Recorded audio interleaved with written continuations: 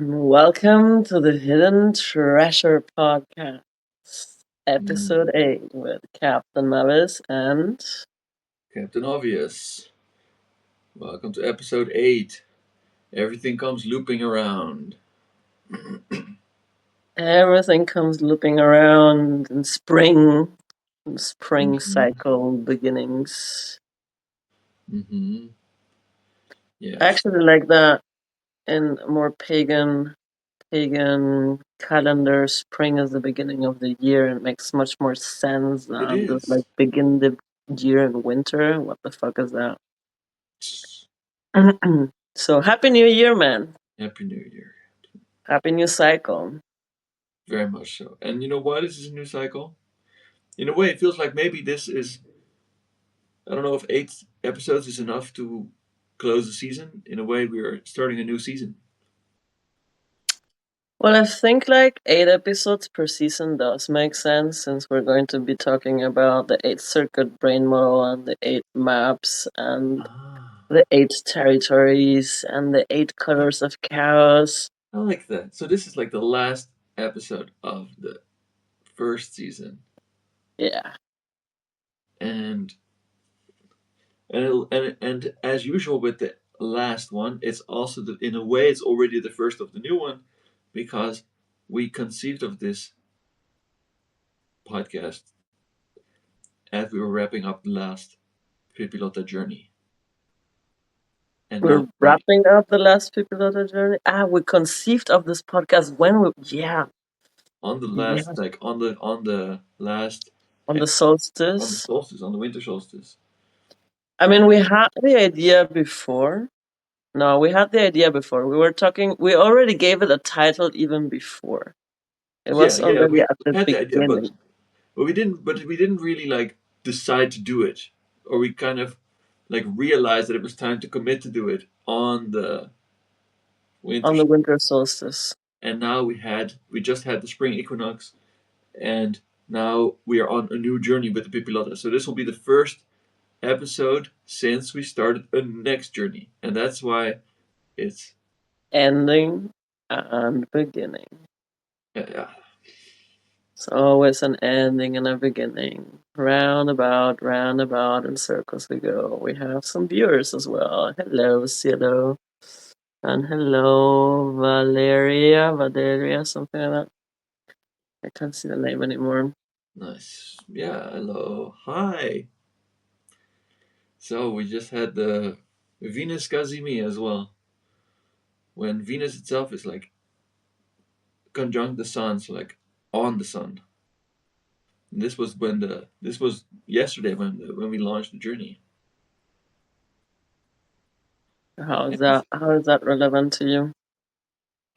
Well, it's part of this symbolic image of the rise, also of spring, with Persephone's ascent from the underworld, which has a sort of meaning for me at the moment. Still, well, because I feel like I'm ascending from the underworld, and yeah, life is resuming, and joy is resuming in a way in my life. It feels that way. You had quite a long underworld journey. We were both this winter on underworld journey. I feel like I re-emerged a few weeks before you. Well, maybe because it seemed like you did it intentionally. So you had yeah, and I was simply plunged into it, and it lasted. Yeah, fair enough. Also, I had quite a few of those like unintentional plunges into the underworld, and I know my rounds around it. Yeah. And yeah, sure, I made an intentional deep dive this winter. I'm curious though, like, I mean, not everybody maybe is familiar with what an underworld journey is. So I'm curious, what does it mean to you to be on an underworld journey? Well, I mean, this was my first proper one. I feel like the Dark Night of the Soul is something that I had a good while ago. When you're like answering like the only philosophical question worth answering, the same one Hamlet was dealing with, to be or not to be. Mm. But then there's in this case, the underworld journey for me came at a time of astrological significance. I had Pluto transiting opposite my moon, Me too. No, and my Venus, my Venus. yeah, and this and Pluto takes a while, and it's finally this opposition is finally finishing also. And this and the opposite and this at the same time, Saturn was square Pluto and the Moon at the same time. It was yeah, it was formative. Well, they always are in a way if you engage, like if you it's a bit about like surrendering to that as well. Like if you're trying to claw your way out of the underworld, just make it worse. Yeah, yeah. Don't resist. Yeah, that's with Pluto. Pluto, you cannot resist. It's like plutonium. It's like it's radioactive.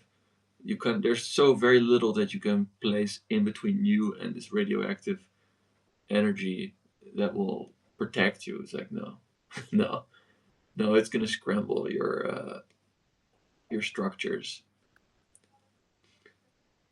And Scramble your structures, which is weird now, right? Because Saturn is also about structure, so it's like this dance of like Saturn wanting to put limitations and structures on you, and Pluto going like, well, "No, let's dissolve it all. Let's no, but I think dissolve it all." I was also because I was confronted with my own lack of holding boundaries. Yeah, my own lack of boundaries was a big player in causing this uh, turmoil, emotional turmoil, relational turmoil. Uh, yeah. So in a way, I learned a lot that I had been naive and too. Yeah, I had been naive. In a way, I had been an optimist, not out of courage and choice and because I knew what my strength was, but I was an optimist because it was the only game I had available to me. Yeah. The only game you had available to me. What I mean, like, what do you mean? What I mean, um,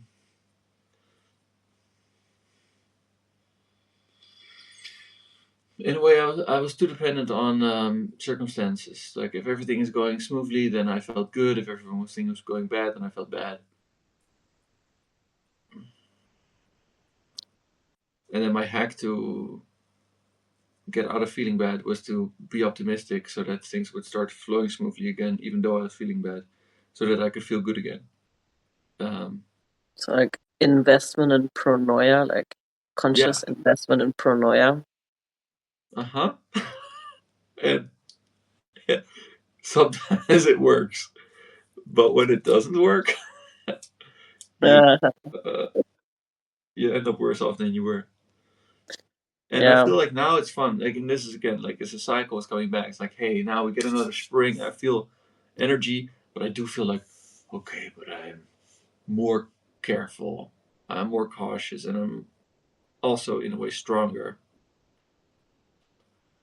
And There well, was about like strength, a very interesting shift that I noticed in you that was very clear, and also I found like lured me in a little bit more when you started confronting your anger and confronting those dark sides during your underworld journey and started owning them as well. And you were like, oh yeah, okay, this holy sanctimonious facade of pronoia and holier than you just crumble, and now I realize that I am dangerous as well. I can do nasty shit as well. There's like this anger in me and this hate in me. And I've seen you, I've witnessed you throughout this winter starting to own that more. And I think that strength that you feel now comes from that, from yeah, having owned those darker parts in you, that anger, that hate, that lusting for revenge and all those nasty feelings that you might have been dissociating before in this like Yeah, paranoia investment. distancing myself from and not allowing. Mm. And I feel like by grappling with it and allowing it in, I transmuted them also and made myself. In a way, I forged a sword out of them. And with this, I can set things in order. And yeah, also remove attachments. Remove attachments that don't work. Cut, cut, cut loose. We're doing a pirate journey, and this time I'm gonna. I looked up some pirate terminology. There's also the cut to the chase. Is pirate terminology. Ah, really? Yeah. Tell me.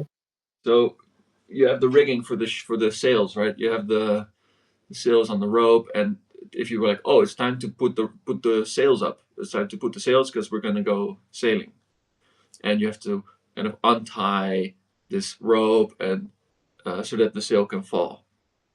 But if you're in a hurry to get going, you can cut it, and then you drop the sail, and then you attach it on the bottom, and you go. So this is cutting to the chase. It's because you go after somebody else. Because you're gonna go for a chase and then you need to cut the sails loose more rapidly. Awesome. Yes. Yeah. Hello to the cosmic joke that just joined. The cosmic joke is such a great name. Oh dear. Yeah. You The really cosmic set your joke is on egregore to board. work properly to assemble this motley crew here. I didn't get the full sentence. I was still hung up on the cosmic joke. Yeah, that your egregore is doing great work to assemble a motley crew. Yeah, yeah. We got such a fucking juicy crew. Like, so for people watching, we just started our next Pipilota journey. We had the onboarding of the crew last night for the 23rd. Hail Aries, also love it that it actually fell on the 23rd. Mm-hmm. And I think this is the weirdest and most potent crew of chaotic magician, witches, pirates that have come on board. And it's the biggest crew as well. And as you said, yeah, my servitor, my little um, Yeah. wizards and I had been doing a lot of intense campaigning the last weeks, but I think he did good spell crafting, not only in the propaganda we put out, but also I asked him to put the signal out in the newosphere, and everybody that showed up with like some weird synchronicities as well on Perfect. how they found the invitation and like having an immediate, well, not some had some consideration time, but others were like, yeah, fuck yes, this is what I need. This is so weird. This is what I need. I'm really happy. Uh, I think you're I think you're great. I think you do powerful magic, and it's really fun to be on board. I didn't think you were gonna make it, but I was also just a synchronicity just in the last fucking minute. Perfect. It's so, and that's yeah. So it's coming. It's everything is cycling, huh? Everything is cycling, and you, yeah. The crew is bigger, and that it's strong. It's a strong crew. It's gonna be a great journey, and I'm really looking forward to going over the same, in a way, the same loop around again, but this time in a way from the other direction. So rather than going in the winter where it's darkening to until the darkest point and then loose and then you're like whoa and then you have to, and now it's like okay, the spring is coming and we are loose on summer On solstice. the solstice, yeah, right? It's like It's oh like it's good. Like we do deep inner work, we prepare, we do the training, and then at the cusp of summer, I deliver you all into now go out and play. yeah, I think this is good. It's going to be so interesting. I'm so looking forward to what I can create, also simply to approach this period of time, so from the equinox till the solstice, in this sense of consciously creating how I will show up in the world during this time. I mean, it's always been a thing like, oh yeah, it's the sun, it's the spring equinox. Okay, I'm gonna make some intentions, and I'm gonna take like 15 minutes to reflect on. But this is good. This is different. Like day in a way, like week in, week out, with a pattern, with a structure, and indeed inside this synchronistic container envelope of inviting extra weirdness and extra transformation and possibility. Okay. Yeah, deepening. I think it's gonna be really good for you. Mm-hmm. Yeah. And in the same time, I'll be moving. I'll be leaving this cocoon, this magical. I always refer to this place like my genie lamp.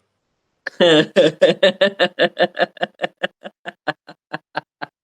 I, especially people who have been here, when I say this, they're like, yeah, like. You have your genie lamp, I have my magical refuge, my hideout. For me, this is going to be the 8th journey. Like, there was a maiden journey that I don't count in because it was just like basically after I started studying this material, was like, hey, I want to try that out with some friends. And then I put like 5, 6 friends together with it, like a Facebook group thing of like working through the exercises. And then me just like randomly dropping some videos of like, okay, this is what I think about this, blah, blah, blah, blah. Yeah.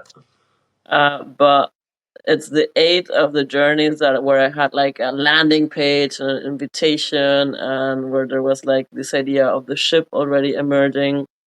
And the first, it was not a pirate journey at the beginning. It was just like a ship, somehow. But one of the very interesting in the first journey was just women and one guy, and this one guy, Orlando, or no, Orlando Verdu, he was a pirate as well. Like he was also already like having the pirate metaphor.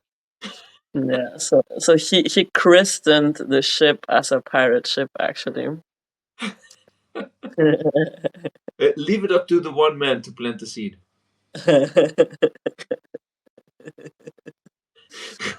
And since then I kind of like fell in love with the. I mean, I had been playing with the pirate paradigm before, for sure. Already with some other chaots, my chaotic polycule back then, before all shit went down.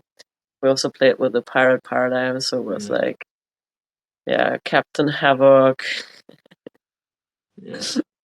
My pirate name was different though. Like I still went mostly with like Captain Sharktooth Ursula back then. And I think maybe after this journey, a new pirate name will be emerging for me. I mean, this is again 8. 8. So this is also in a way the culmination of a cycle. And it is a combination of a cycle as well, as I shared with the crew already. I don't know if you picked up on that because it came in later, but I sent you. I did send you the crew intro thing that my wizard wrote down for the crew. It is for me a shift also in the monastic path. So like out of those Discordian monastic paths that the Ordo Dea Discordia has, is 5 different paths of the 5 Apostle of Eris. I've been wondering for 7 years now. Right, this is the 8th year then also. Yeah, because I started 2017 with that. Yeah, fuck. I started 2017 with that. And 8 years on the path of Suicidasti, which is the path of the psychedelicious monk, which is about dedicating yourself to expansion and the play with states of consciousness so that you can tweak your psychology in whatever way necessary so that you can be okay with the outer circumstances and have some sort of like detached fun with everything around you while practicing radical indifference. And I practice this radical indifference in a way that like it really irritated my former flatmate. It's like, yeah, Mariana, and my ex also was like, yeah, Mariana, you can philosophize yourself out of everything and just like tweak and shape and reshape and shapeshift into anything so that I don't really need to take any fixed position and I can be okay with whatever is happening. And it irritated them, like this capacity of just like morphing and shape shifting my psychology to be okay with whatever. Mm-hmm. Um, Sometimes irritates people. And now I feel a different calling, and this has been like since I met you. You've activated that part of like, okay, no. I mean, it's not only you. I mean, it's also my return from my on the world, my meta on the world journey in a way. But the stepping into the path of dispute, which is another of the monastic paths, the path of dispute, and discord. Yeah, I mean, if you want to fight for something, you have to care about it.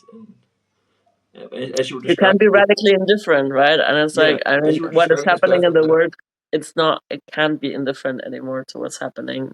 yeah. And I'm also, when you were describing it, I was like, oh, that sounds fun, but it doesn't sound like it's for me. I'm not radically indifferent. I, I, I, I get invested. It was a good exercise though, because I used to be over invested in like, I mean, in all kinds of politics before, Mm-hmm. and all kinds of passions and all kinds of things that would rally me up and trigger my anger and trigger my actionism and then have me take the torches and like, whoa, we need to fight this. And there was always fighting, always fighting. And I was exhausted of fighting, to be honest. I was exhausted of fighting. And this is where I also realized that sometimes when you consciously align yourself with a different archetype, game field changes that way around. Yeah. Um, because a friend then that was also in politics told me like when I was like moaning about like how exhausted I am from having always to fight some battles. It's like, well, if you identify with the warrior, the universe is gonna give you battlefields to fight again and again, and more battlefields. And I was like, fuck that. No. Then I rather play it with the healer archetype now. And then the game world shifted, and I started getting lost souls coming for healing, and me having to do my own healing so I can be a healer. And at some point, I was like tired of being healer and tending to lost souls. Mm-hmm. And now, I don't know, something new is emerging. Mm-hmm. Something new is emerging. It's not just warrior. It's not just warrior because I don't wanna go to battle in the trenches. But this pirate fleet paradigm thing, like kind of like fighting an asymmetrical fight, fighting a battle of subterfuge, strategizing also to fuck with the empire and steal the riches Yeah, from the big guys, and that's still fun. redistribute. That's not fighting against. That's not like holding a line. That's like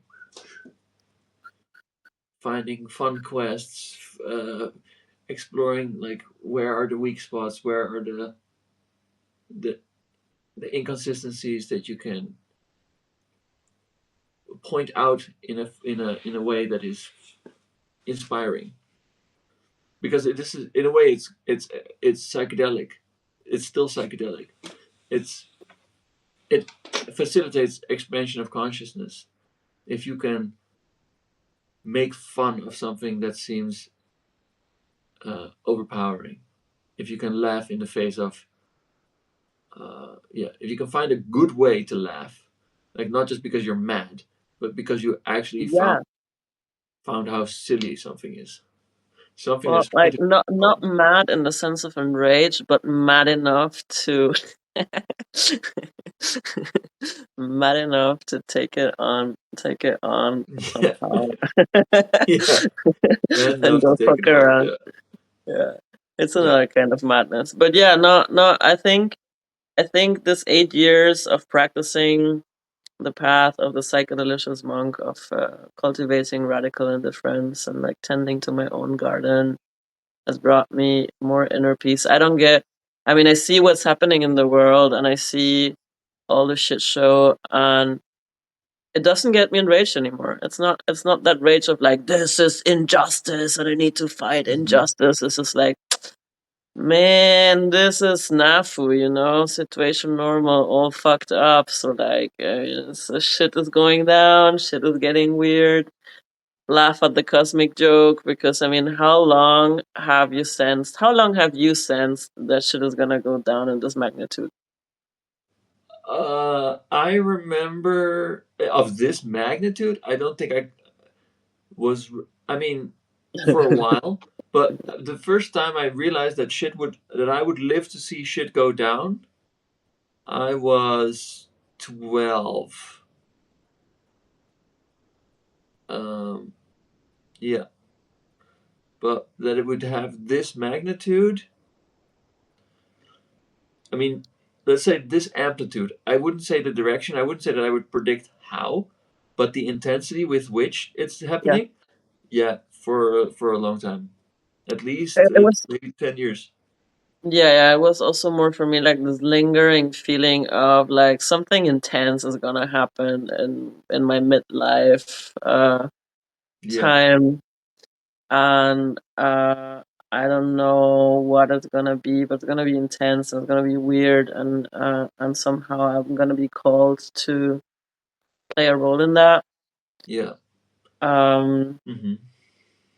And you are. but I didn't see this coming either. No, I didn't see No, coming I mean, like Cheeto Man with like, like Discordian. Like he's also, I mean, he's an agent of chaos as well. but Like I did see Cheeto Man coming in 2015, even 14, maybe even, because yeah, with I was on 4chan. you saw the kek Yeah, thing, and you knew that you felt that the magic that we're doing was gonna be successful. I mean, I wasn't doing it. I was like, no, this seems like a terrible idea. I remember posting stuff like, God, people, don't do this. Not don't do this, but like, like, Like yeah, conjure an I remember Egyptian being, god of chaos to be president. I was very aware that I was like, I felt it felt strange and in a way like a privilege to observe that, but I also got a clear sense of like, don't contribute to this, like, don't take part in this. Don't invest in that And it turned egregore. dark quickly. Like the fact that it like incorporated Nazi symbolism was there early. Was there early? They were Really? making. There was a battle going on the boards itself to like uh, take this frog and turn him into a Nazi. That was something that was happening already on these image boards in 2015, and it was. I really. It was like there was a fight. This was not something that was unanimous. So yeah, so we're up against a very nasty egregore. We're up against a very nasty egregore. Well, I mean, it's literally like in the Illuminatus book, right? Like the great enemy of the Illuminatus, like the whole point of that book is like the eschaton, the end of the world that is about resurrecting Nazi zombies. Like, Out of Lake Totenkopf, yeah. yeah. Uh, so uh, the fact that I'm feeling drawn to come to Germany at this time, and somehow it's like, well, everything is going And I have not made after it out being of recruited Germany. to the Elysian Liberation Front.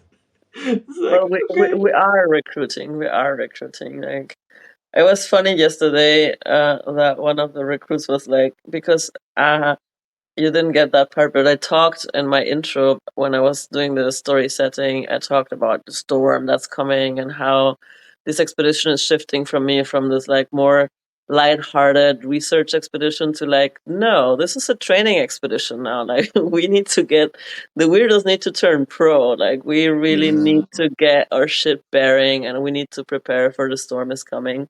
And then I pitched them also, my Chaos Monastery idea, and I was like, yeah, and this is like, Eris and the Arisen Liberation Front, and the Arisen Liberation Front has has a role to play, and then one of the recruits was like, "Are we committing to this by jumping on the ship?" Like, no. You're just committing. You're just committing to the journey, to the 3 month journey. It's a training. It's a training expedition. If you want to join the elf after the 3 months, you're very welcome to do so. But it's not. It's not like you're being recruited into something you didn't sign up for. But for sure, like it's time to recruit the elves. Uh huh. Yeah.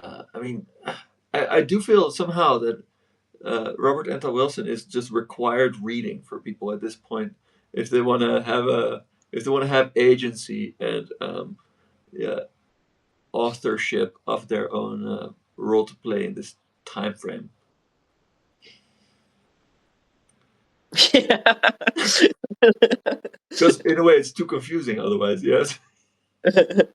Yeah, sure. But it's quite laid out there as well. And I mean, yeah, this a recent liberation front and the ancients of Mumu and whatever, this like Discordian operations against that Nazi loving authoritarian autocratic structures. That's the option that we have, right? Like it's the more Discordian, weird, non-linear subterfuge sort of resistance that we can put up in a Yeah. psychedelic, pranking, mind-fucking way to liberate people, Uh huh. from the technocratic trance. And also to empower ourselves and everyone to navigate this time, because that's one thing that I've somehow felt. Yeah, start in the start when we're talking about like cycles of when did you start paying attention and when did you start feeling like something intense was coming, and how did you prepare? In a way, how did I prepare for this? Was by training my intuition, because I had the sense that when you have to imagine full scale upheaval, like a flood or like an apocalypse, where the maybe the earth rises up and it's like magma, and you have like earth islands that you're just like, you got to get lucky. It's almost random, and it reminds me again of this sense of when Judgment Day comes, you know, it'll be like the camel that has to crawl through the eye of the needle. Remember Jesus saying, a camel has a better chance of crawling through the eye of a needle than a rich man to enter paradise. And in a way, it's like this. It's like, oh wow, you have to get so smooth that Mm.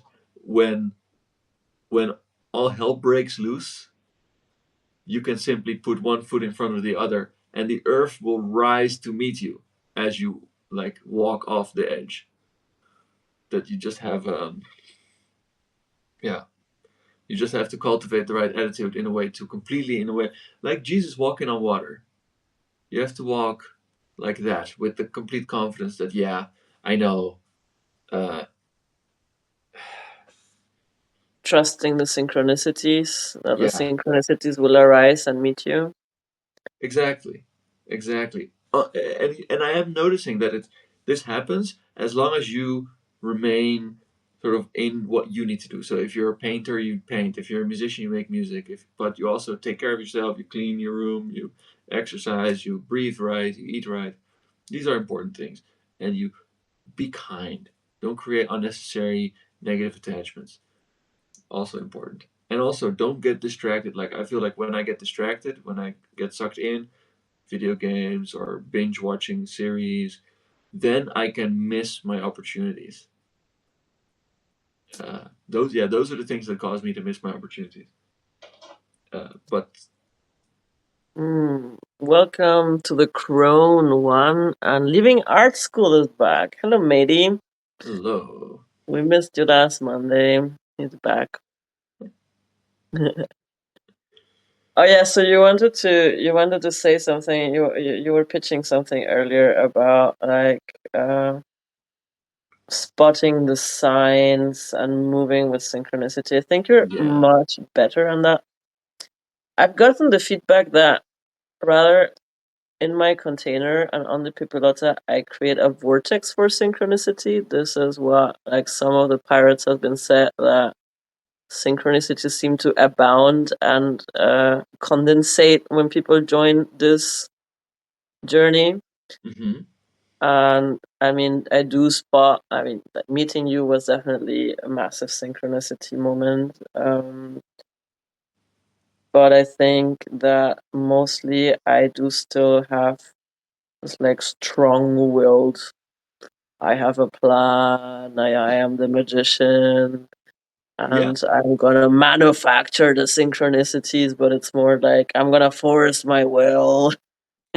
Yeah. Well, but I mean, I'm thinking in a way you are doing that, and this is also what holding space is. Like you are with your will and with your plan, you are making the container in which synchronicities happen for other people. You know, you create the space. And then there's also the thought I had was that, but there's degrees of synchronicity, there's layers of it.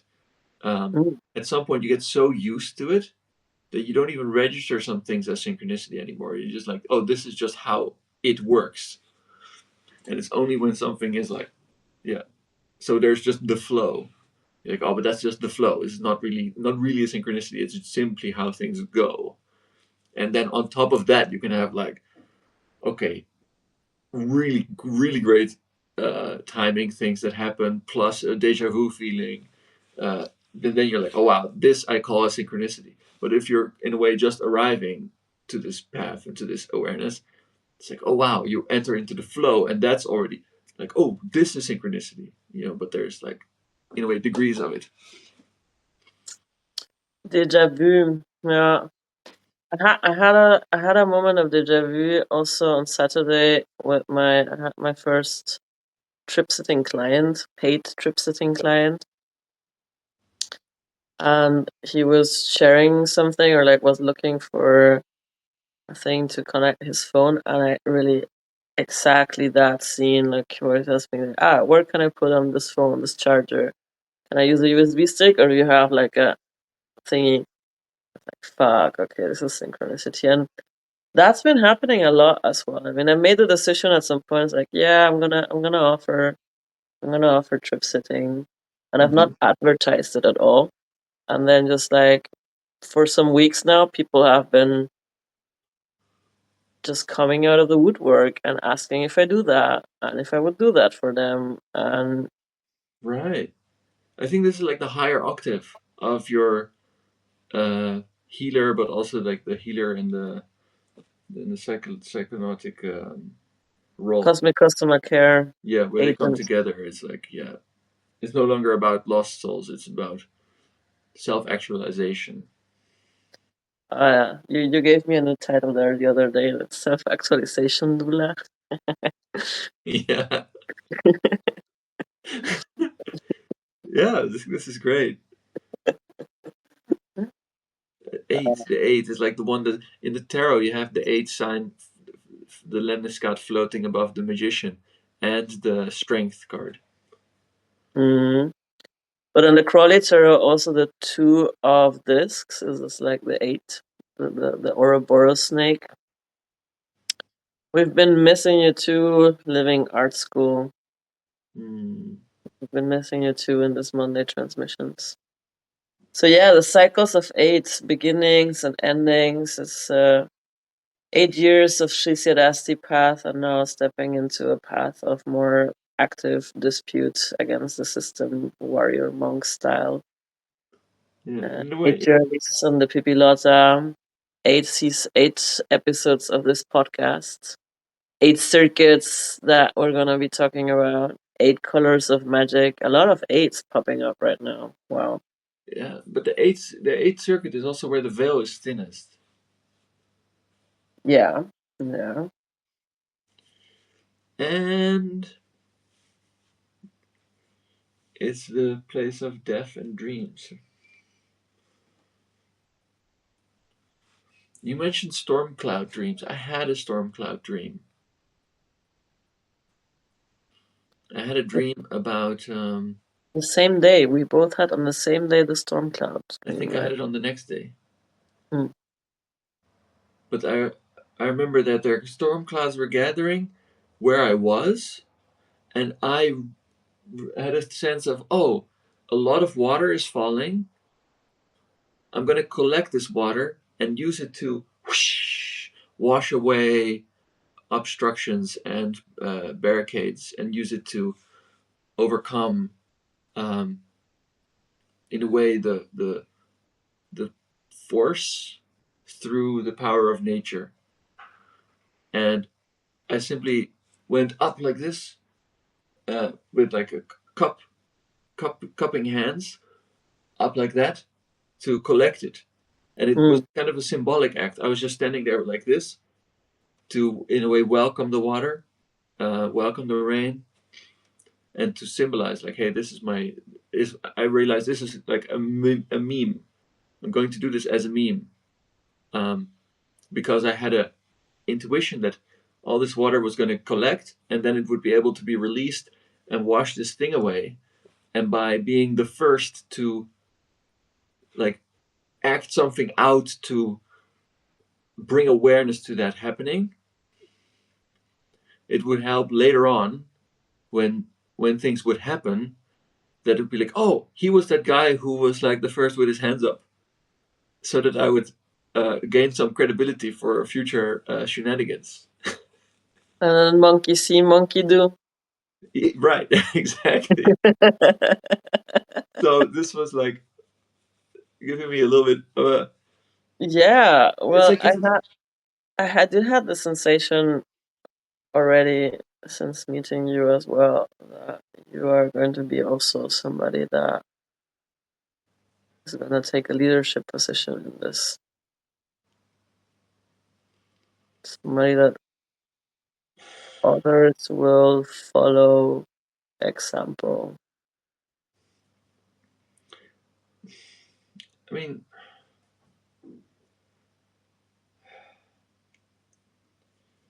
if it must, if only if it must. I'm not really. I wouldn't seek it out, you know. But the best ones don't. I mean, abgesehen davon, like it falls like natural into the Leoness of things. But for me, I mean, all all around my youth, I also never claimed leadership positions. They were always like kind of like helped upon me. It's like Yeah. a thing of, I don't know, people was just whatever group I entered into that I became part of very shortly after everybody decided that I should be the one taking responsibility or leadership. And it kept repeating, and at some point I was like, okay, fuck, like if people just like naturally follow me, I need to get an idea where I'm going. You might as well be a pirate captain, yeah. I might as well be a pirate captain now. Well, there was. We mentioned this earlier about like getting a sense, getting a longer time ago, getting a sense like, okay, something intense is going to go down during my lifetime, and how am I going to prepare for it? And I do remember, in a way, lamenting. I realized that I realized this was coming, but it was going to be a while. When I was around, or in my early 20s, I was like, damn it, why can't I be in my early 20s when it's happening? Because in part because I didn't want to have responsibility for the moment itself, and in part because I wanted to feel like, um, yeah, I wanted to have the most energy while it was happening, or I wanted to have my whole life ahead of me after it happened, to be in the new world, and get to see that as much as I could, in a Mm. way. But yeah, now I'm like, I wouldn't say pushing 40, but pushing 40, and now it's happening. I'm like, okay, yeah, it's hard. Man, like I feel that so heavily. I mean, I'm past the 40 mark. I'm on the 42, and Like for years, I've been like more like, nah. It's like at some point, I'm just gonna like the monastery. I'm gonna do the monastery and then like fuck off from the world and not engage anymore because fucked up shit. And now it's more of like maybe there's another mission before I get to retreat into a monastery. Yeah. That's more active and yeah.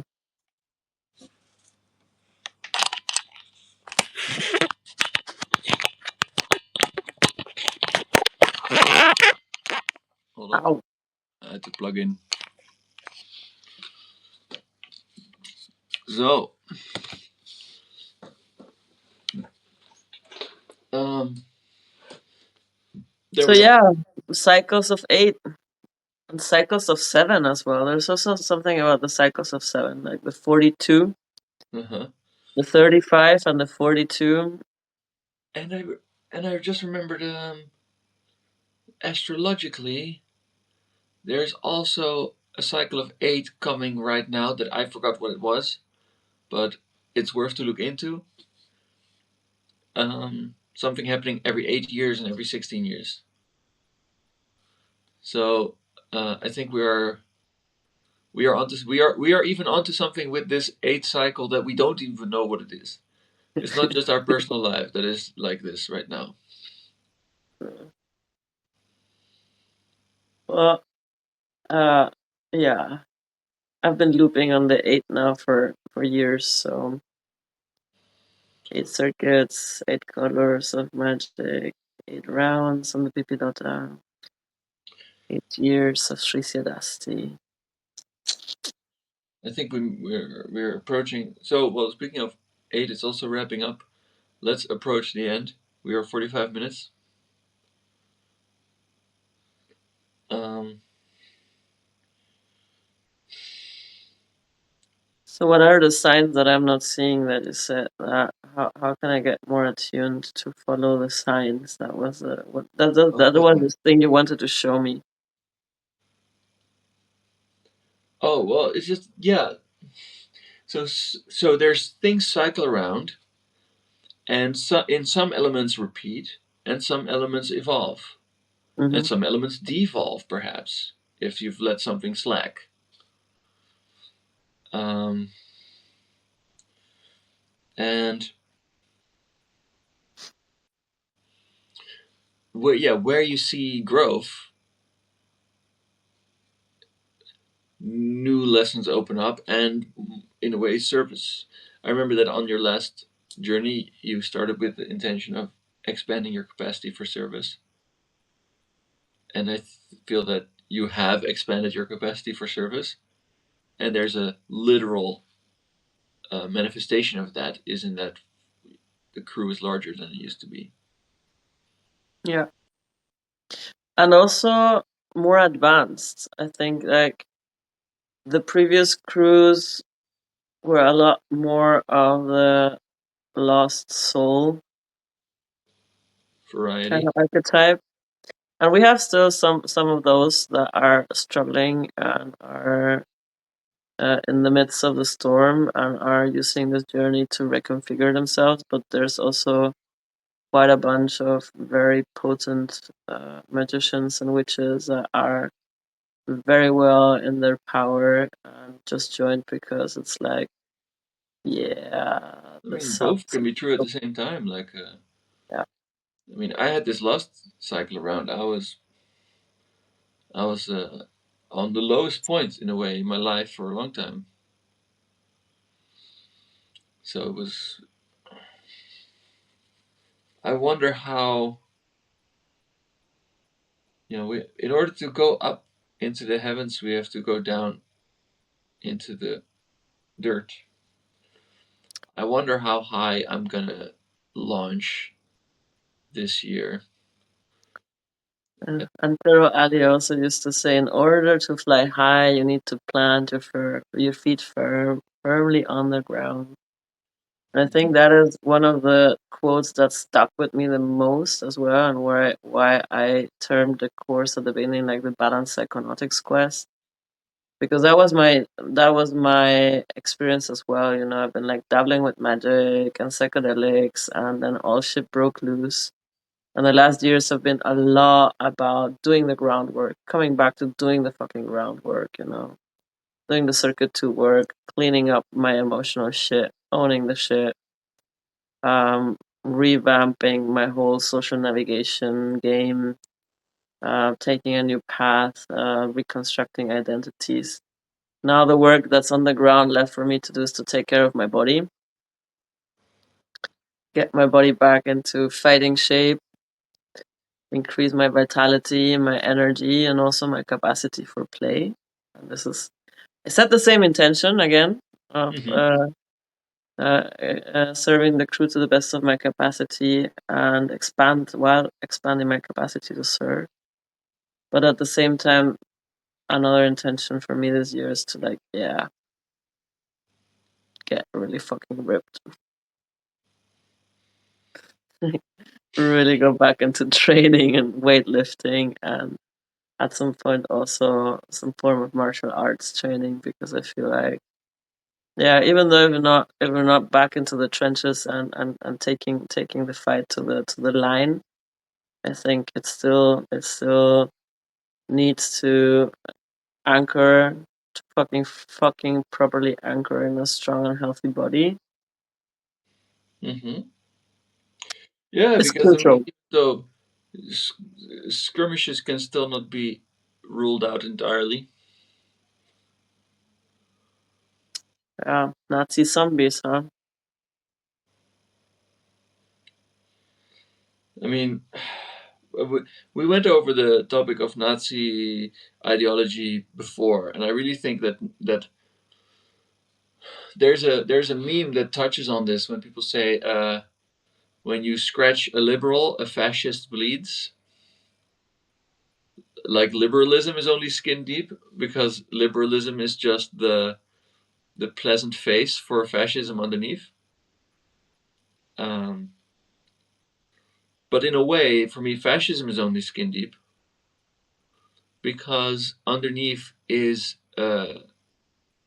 our frightened children Mm.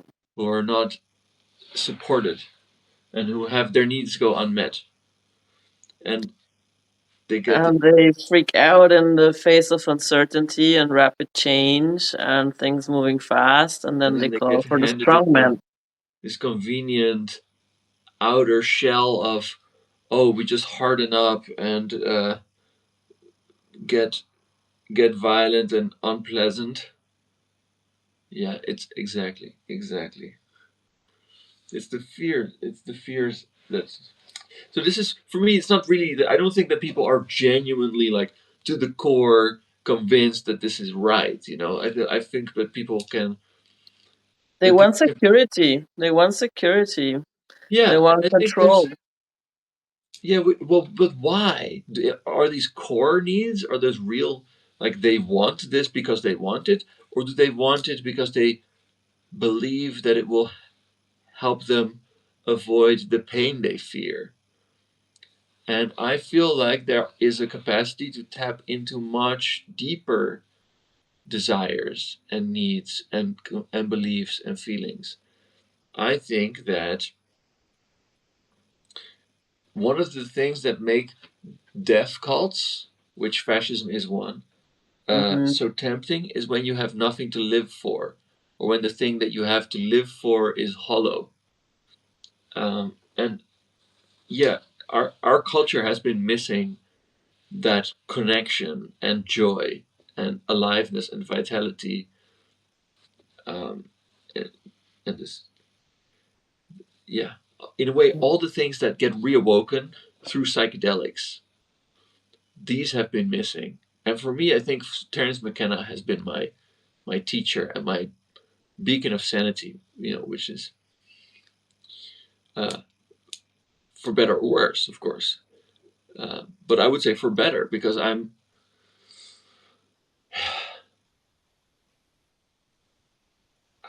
I think when you describe that you see that I have a role to play, I feel like the role I have to play is to keep reminding and keep bringing up this source that is inside everybody. Like, hey, but look, we have, a brighter something is also being born, is also always wants to be present.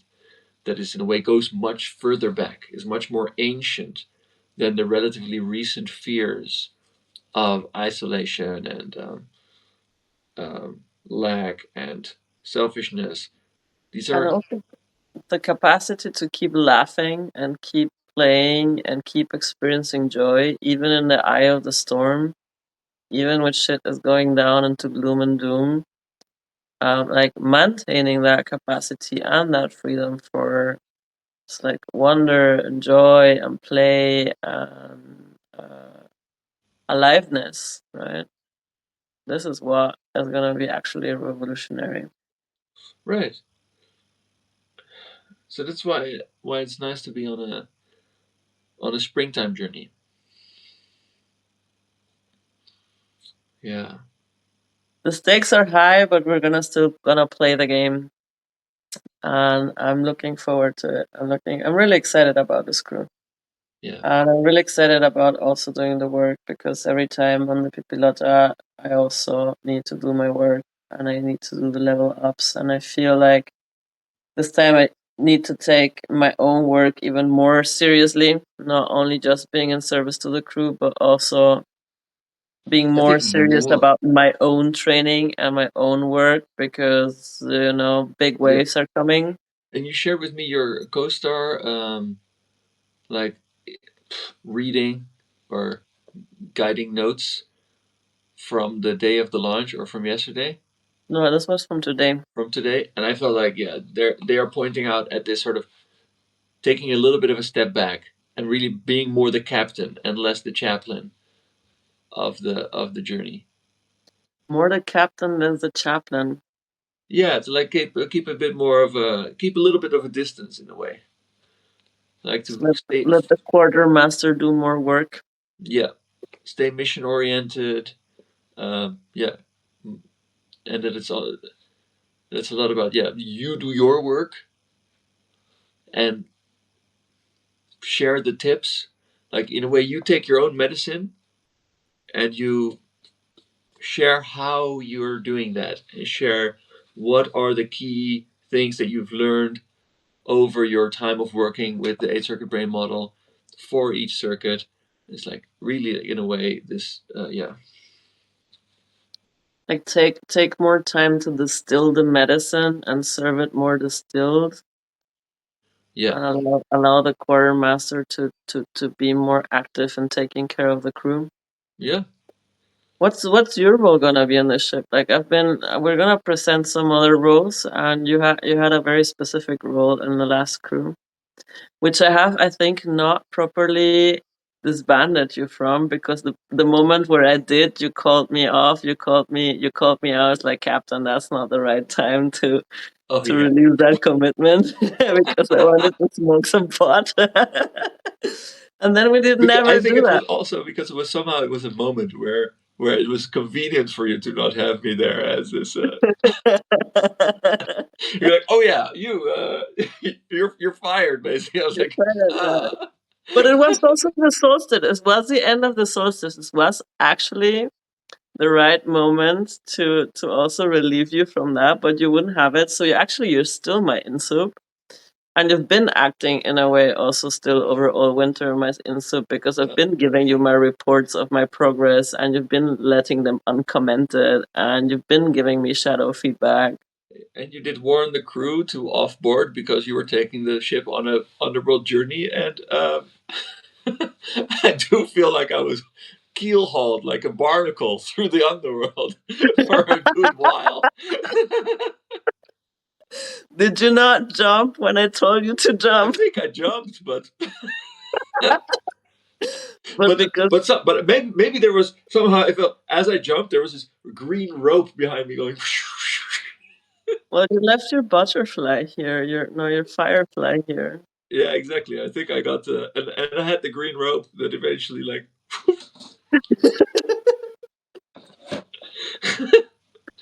Yeah, But I was also keeping an eye on you. Yeah, I know. You were. You were. It was helpful. And we were doing this podcast in the same time, and I think it helped to bring something back from it. It's like the same with psychedelics or with dreams. Everybody can get high, everybody's dreaming, but doesn't mean that you always have something to show for it. That you bring up some insight that is becomes shareable and that becomes, yeah, like a result, a pearl. Well, a good friend of mine and mentor in this psychedelic journey thing once told me that's the difference between a drug user and a psychonaut. The psychonaut can go into the deep, can go into the underworld, can go into the other worlds, or can go into the altered state, and they bring back some treasure. Uh, the drug user is just getting high. Yeah, and in this sense, I feel like it's been helpful to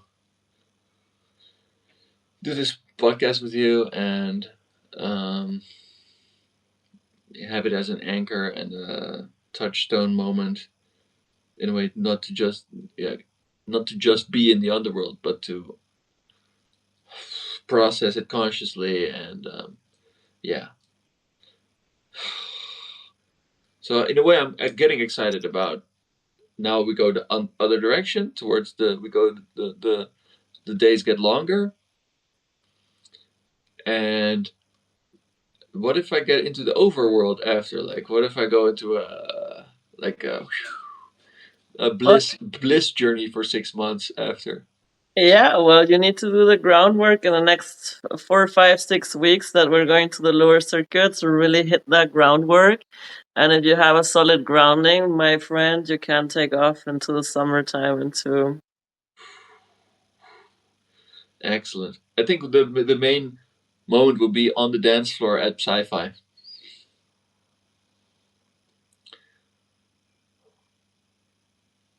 That's gonna be something. Looking forward to that. Okay, Okay, so we did it. what's the hidden treasure for tonight, Captain Obvious?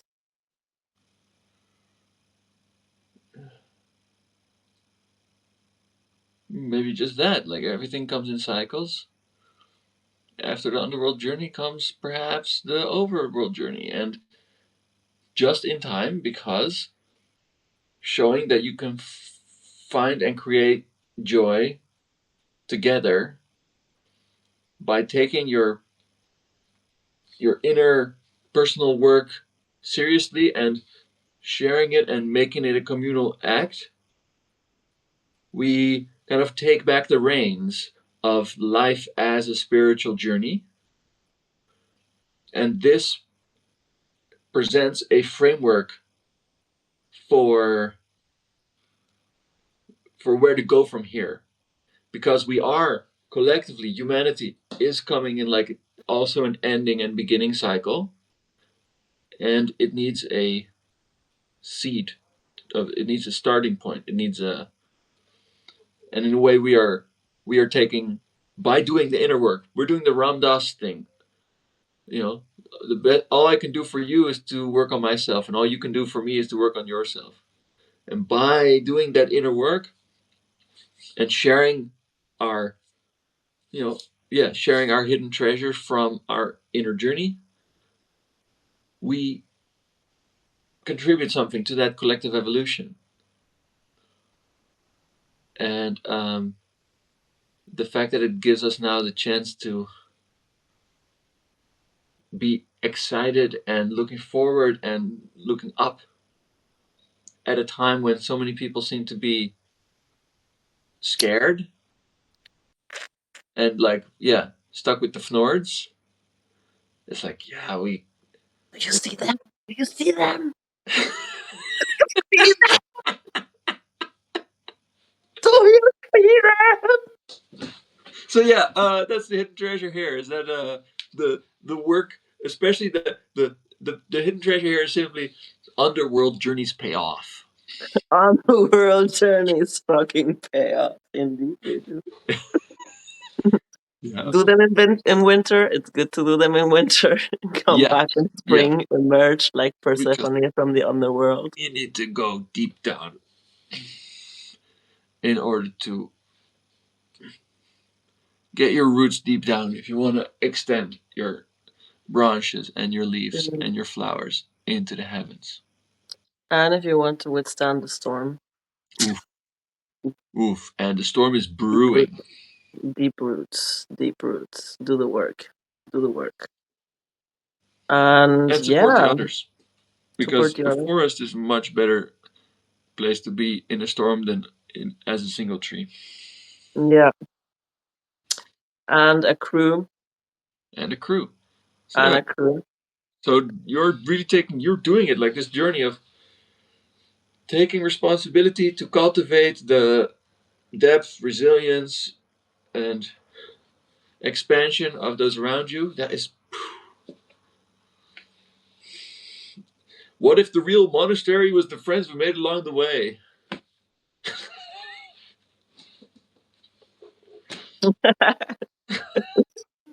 Uh, I have made a few friends along the way by inviting people on this journey. You're the closest one of them that has not even, because Judith also came onto this journey, is now my flatmate. Um, but yeah, like you've become quite a close ally after this journey. So I'm very grateful for that. Me I'm too. very happy that you're back on the ship. I really is gonna be good. Me I'm so too. curious what fucking role you're gonna play, because it seems like other people want to be my insub this time. Sounds like I managed to dodge this question once again. How excellent. You're very good at dodging the questions. You're very good at dodging the questions, evasive to the. What is that guy doing here? I'm gonna call you out though every time. Uh I'm huh. gonna call you out on your evasiveness. Very good. Um, yeah. So this is But really I did get the instruction. My instruction for this journey did involve a little bit of a to lay low. I'm laying low a little bit in it. So yeah, let's see how that plays out. It's not my strong suit, but it to can lay be. low. Yeah, no, it can be. I don't know. We'll see about that. I mean, you're still here, my core recruiter for the elf. Uh huh. Yeah, yeah. But this is also something that can be done from a Laying position low. of modesty. And you're still on the mission to like fully claim your captain's hat. Uh huh. Yeah, but I think also this time one thing that I remember going because I was so distracted and so going through it the first time. In a way, I felt like I kind of skipped the actual material. Yeah, Mm, the actual like coursework. mm, So maybe I yeah, will take that a little bit more diligently and slower, and take the time also to reread Prometheus Rising. To be fair, I haven't actually properly read it through even once, so just to read it properly, yeah, I think maybe it's a little bit of a study trajectory as well. to go deeper into the course. And I think also like the quest, you let last journey, you let the quest just come to you, and you were like, I don't do homework shit, like da, da, da, da, da, da, da, da. I have this resistance to doing homework. Uh huh. You also had resistance to follow someone, and then it's like, okay, yeah, you feel like somebody I can call a captain for a while. So now it's about time to overcome your resistance to homework and do the actual fucking quests and do the actual fucking work in a more steered manner, like really choose your quests and not let just the universe present you the quests. Mm-hmm. Just to experiment with it. Aye, aye, Captain.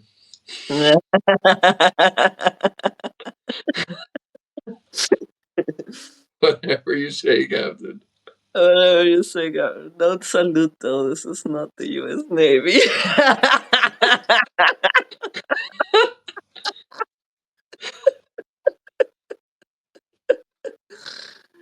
Uh, yeah, and the so sign fun. So of many indifference. synchronicities on board. Hmm. However, let's wrap it up. Yes. And we'll let you know, the audience, that now we've started the Pipilota journey Yes. again. So that's going Again, for to color the next. season. How many episodes will that be? Like how many weeks are we actually in until the? We're like in for 12 weeks of journey at least. So until like episode 20, it's going to be extra piratey and specifically about the 8 circuit brain model and the things that we discover with the crew as we make this journey. So yeah, in a way, we're up until now it was kind of a test run. Now we go and take this podcast also on a quest. Yeah, So we're just like warming up to the format and like feeling our vibe, and checking out how we vibe together as podcast co-hosts. mhm. But my original intention when we first envisioned this was to actually, yeah, talk about that, talk about the gaps in the maps and the hidden treasures and where the dragons be, and And bring also the crew mhm.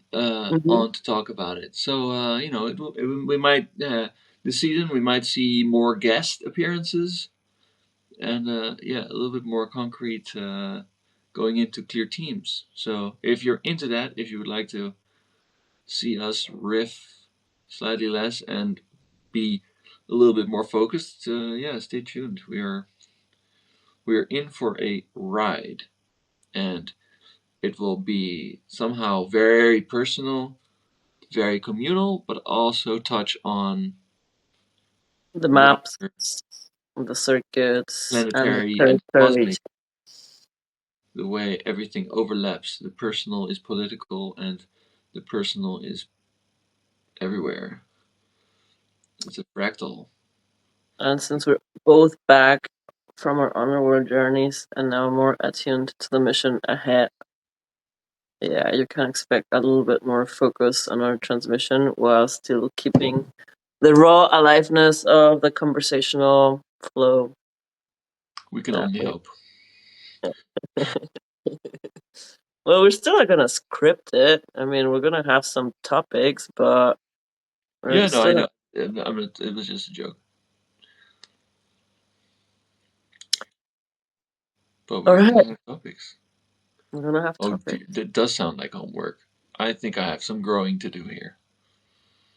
Oh, Mm. Ooh, ooh. I have my Chiron in Gemini, and Gemini is also very much this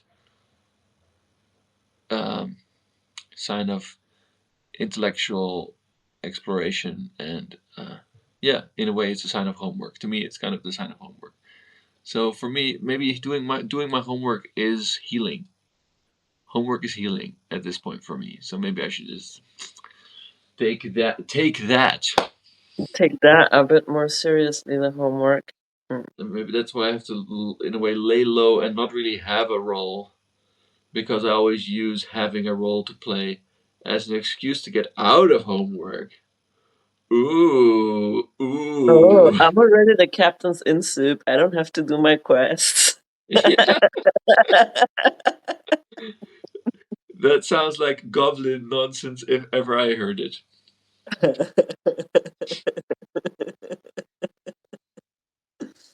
Okay, okay. I'm curious. I'm curious what that will do to you if you start taking the work and the content and the material a bit more seriously. I'm looking forward to it. We'll unpack it. We'll unpack it a bit in the podcast.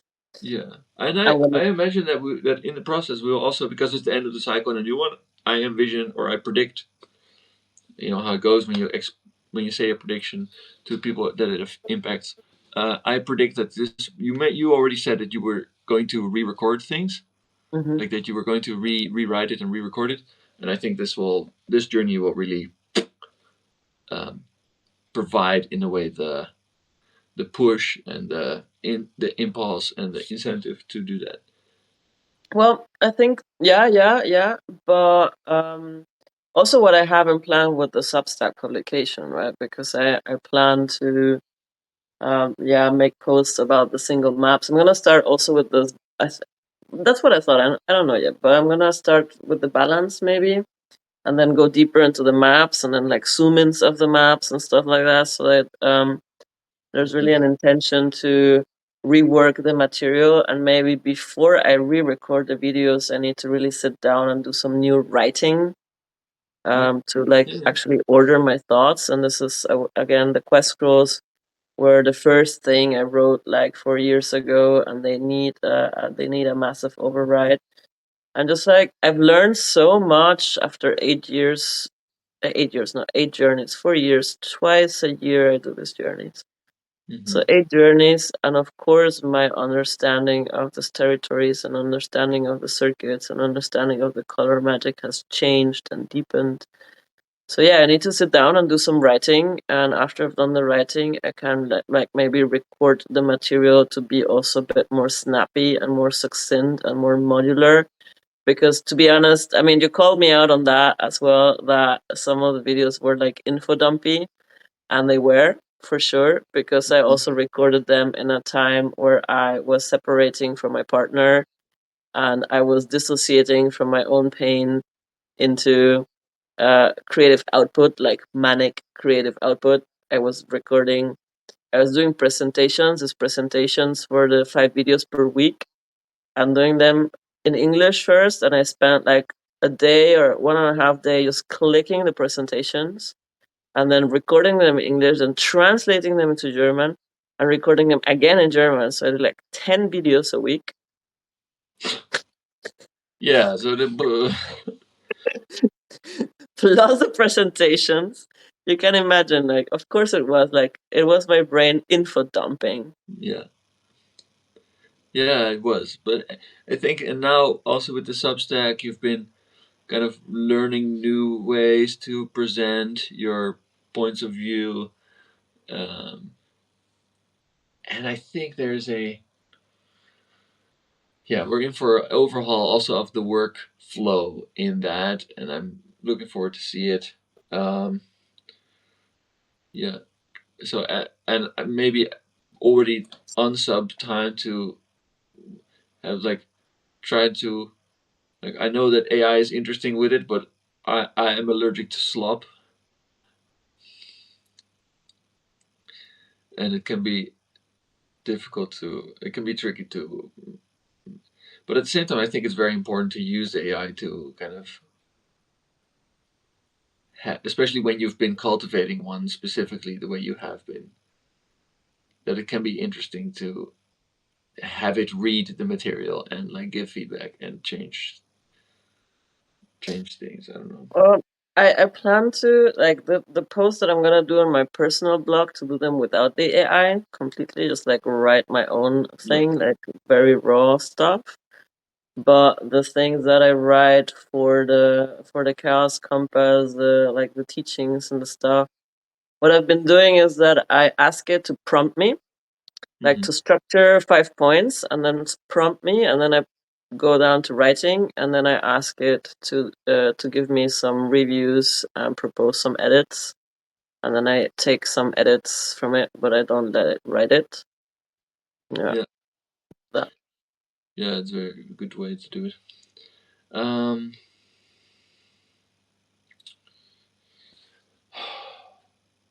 interesting.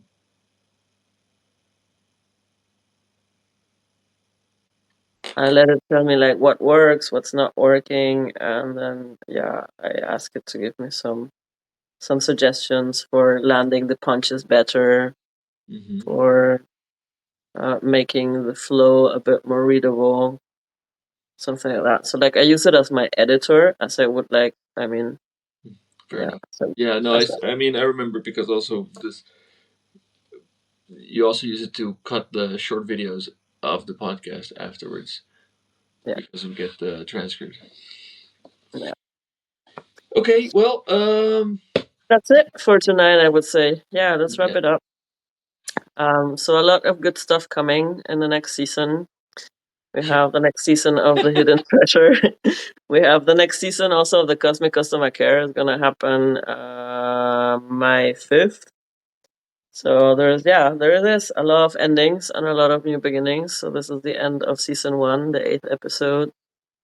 And the beginning of a new journey, the beginning of a new season, the beginning of a new adventure, and the beginning of a lot of new transmissions also for the 8 circuit brain model stuff.